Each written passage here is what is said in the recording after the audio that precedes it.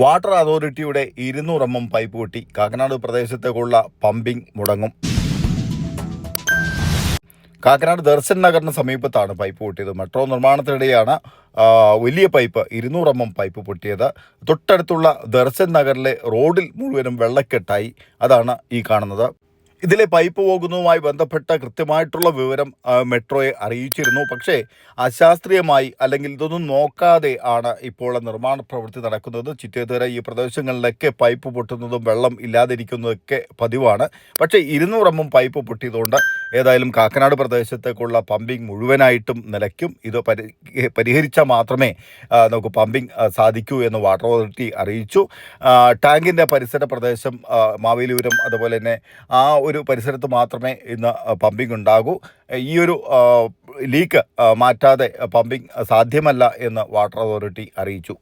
ഞാൻ Pradeep, new India, നന്മ 24.